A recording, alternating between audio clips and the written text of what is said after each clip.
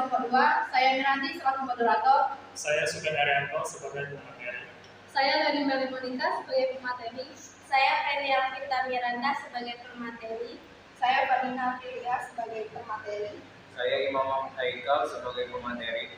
Sebelumnya yang hormat kepada Bapak Ahmad Ridwan Etikom MSc selaku dosen pengampu MK Perbandingan Administrasi Negara dan teman-teman sekalian. Di sini kami akan melaksanakan tugas yaitu sistem dan bentuk pemerintahan Indonesia pada masa Orde Lama. Materi selanjutnya akan disampaikan oleh Saudari Feni Alvita Miranda. Kepadanya kami persilakan.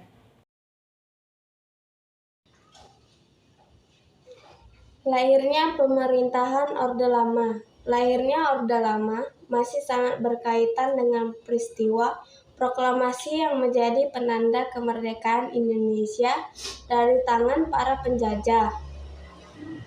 Seperti yang diketahui, proklamasi kemerdekaan Indonesia akhirnya terselenggara setelah Soekarno dan Muhammad Hatta bersedia menuruti permintaan golongan pemuda ketika mereka diculik ke Rengas Dengklok pada 16 Agustus 1945.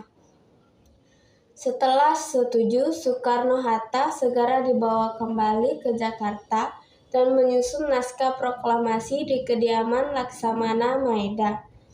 Keesokan harinya, pada tanggal 17 Agustus 1945, Soekarno menggelar acara pembacaan naskah proklamasi yang kemudian disusul dengan pengibaran sang saka merah putih di rumah Soekarno di Jalan Pegasan Timur nomor 56 Jakarta. Kemudian pada tanggal 18 Agustus 1945, secara aklamasi Soekarno dan Muhammad Hatta dipilih oleh panitia PPKI sebagai Presiden dan Wakil Presiden Indonesia. Masa kepemimpinan Soekarno dan Hatta inilah disebut dengan era Orde Lama yang berlangsung sejak 1945 sampai dengan 1966. Kebijakan Orde Lama. 1. Pembebasan Irian Barat. Pada 1961, Presiden Soekarno mengeluarkan 3 Komando Rakyat atau Trikora yang berisi gagalkan pembentukan Papua, kibarkan bendera merah putih di Irian Barat, bersiap untuk memobilisasi umum untuk mempertahankan kemerdekaan dan kesatuan tanah air dan bangsa. Dengan dikeluarkannya Trikora, maka Presiden Soekarno tidak lagi mengupayakan pembebasan Irian Barat secara diplomasi kepada Belanda. 2. Proyek Mercusuar. Dalam proyek ini, Soekarno melaksanakan 6 proyek yang ia bangun, yakni Stadion GBK, Hotel Indonesia, Jembatan Semanggi, Monumen Selamat Datang, Monas, dan Gedung DPR atau MPR.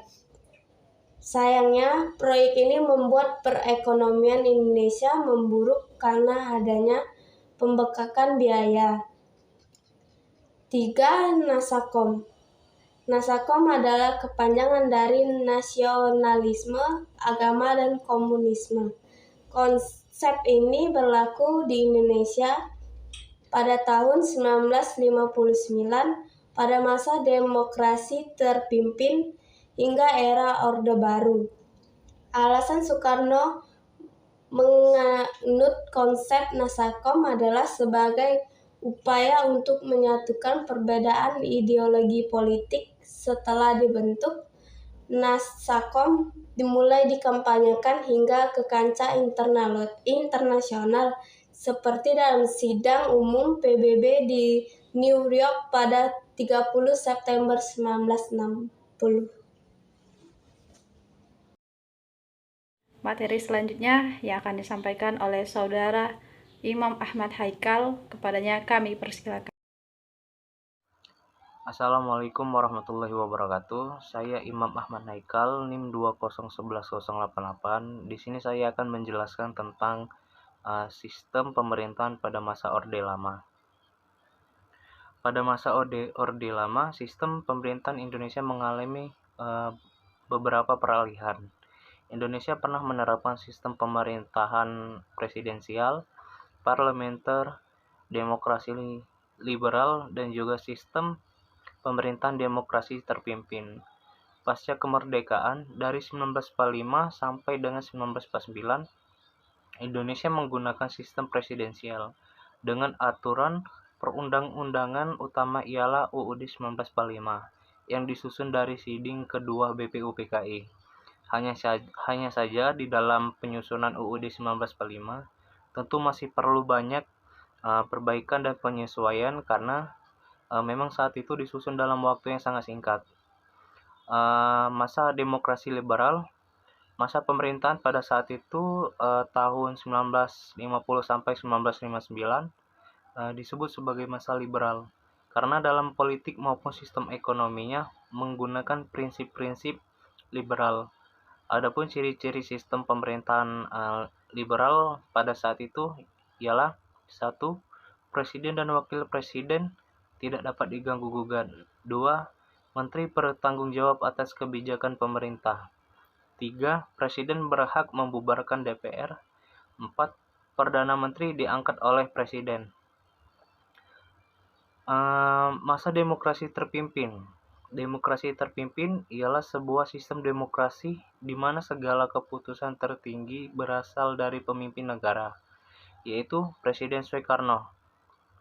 Sistem demokrasi ini pertama kali dicetuskan pada pembukaan sidang konstituante pada tanggal 10 November 1956. Sekian penjelasan dari saya tentang sistem pemerintahan pada masa Orde Lama. Saya akhiri, wabillahi taufiq wal hidayah. Wassalamualaikum warahmatullahi wabarakatuh. Materi selanjutnya yang akan disampaikan oleh Saudara Sugeng Arianto, kepadanya dipersilakan.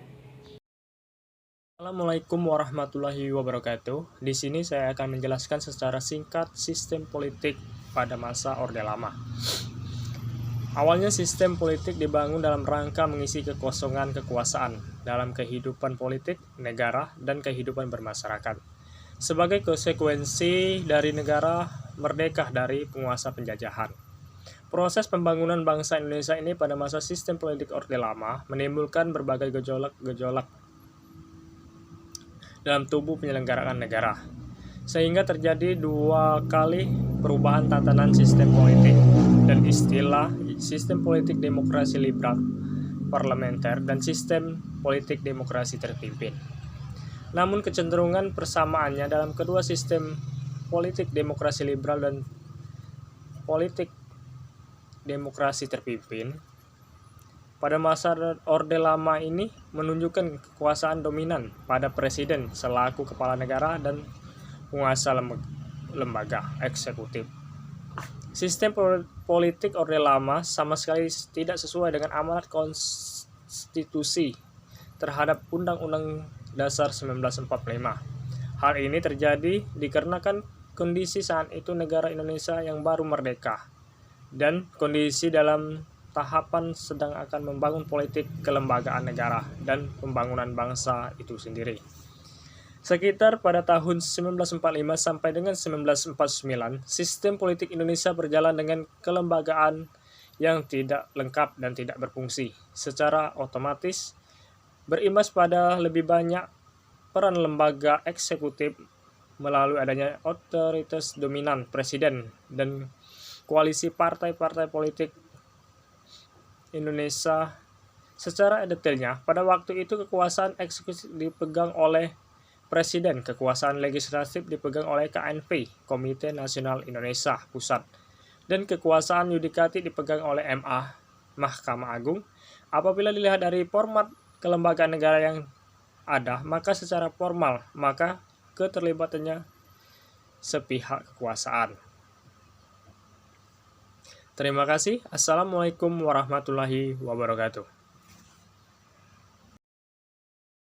Materi selanjutnya akan disampaikan oleh Saudari Dina Aprilia. Kepadanya kami persilakan. Perekonomian pada masa Orde Lama. Masa Orde Lama dimulai pada tahun 1951 sampai dengan 1966. Keadaan ekonomi dan keuangan pada masa Orde Lama sangat buruk, yang disebabkan oleh inflasi yang sangat tinggi dikarenakan beredarnya lebih dari satu mata uang secara tidak terkendali. Di tahun 1958, diberlakukannya Undang-Undang Nomor 78 Tahun 1958 tentang investasi asing.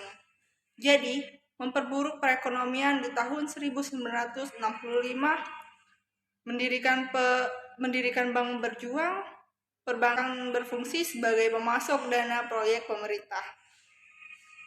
Penurunan angkatan kerja atau pengangguran sebanyak 1,8 juta dari 34,5 juta. Di sektor pertanian 72%, sektor jasa 9,5%, perdagangan dan keuangan 6,7%, industri 5,7%. Tahun 1953 di Jakarta pekerja menerima upah 5-6 per hari. Dan di anggaran pemerintah pada tahun 1955 sampai dengan 1965 mengalami defisit sebesar 137% dari pendapatan sehingga negara melakukan pinjaman ke luar negeri. Dalam jangka waktu tersebut, Indonesia menggunakan sistem ekonomi liberal dan sistem ekonomi komando. Di saat menggunakan sistem ekonomi liberal, Indonesia menggunakan sistem pemerintahan parlemen. Presiden Soekarno digulingkan waktu Indonesia menggunakan sistem ekonomi komando. Materi selanjutnya yang akan disampaikan oleh Saudari Leoni Merli Monica. Kepadanya kami persilakan. Hai, sebelumnya pasti banyak orang yang belum tahu tentang kapan dan bagaimana awal mula jatuhnya pemerintahan Orde Lama pada masa itu. Pemerintahan Orde Lama mulai mengalami kekacauan setelah terjadinya gerakan pada tanggal 30 September atau yang sering kita sebut dengan G30S pada tanggal 30 September sampai 1 Oktober tahun 1965. G30S adalah peristiwa terjadinya pembunuhan terhadap 7 jenderal TNI. Dan tentara pun menuding bahwa PKI dalang dibalik semua peristiwa tersebut. Dengan kejadian itu, pemuda anti komunisme pun melakukan unjuk rasa kepada Presiden Soekarno agar segera membubarkan PKI. Namun Presiden Soekarno tidak mengambil keputusan tindakan apapun. Kondisi negara pun semakin lama semakin ricuh karena adanya aksi demokrasi yang terus-menerus terjadi. Melihat situasi tersebut, Soeharto selaku Menteri atau Panglima Angkatan Darat meminta Presiden Soekarno agar segera memberi surat perintah untuk mengatasi kekacauan. Kemudian dikeluarkannya surat perintah pada tanggal 11 Maret atau Supersemar pada tanggal 11 Maret tahun 1966 yang ditandatangani oleh Presiden Soekarno. Begitu Supersemar keluar, Soeharto langsung menindak tegas PKI dan para anteknya. Seiring berjalannya waktu, pemerintahan kian lama kian dikuasai oleh Soeharto. Pada akhirnya, masa jabatan Presiden Soekarno sebagai Presiden Indonesia berakhir pada tanggal 22 Februari tahun 1967, yang juga menandakan beralihnya era Orde Lama menuju Orde Baru yang dipimpin oleh Presiden Soeharto pada tahun 1968 sampai 1998.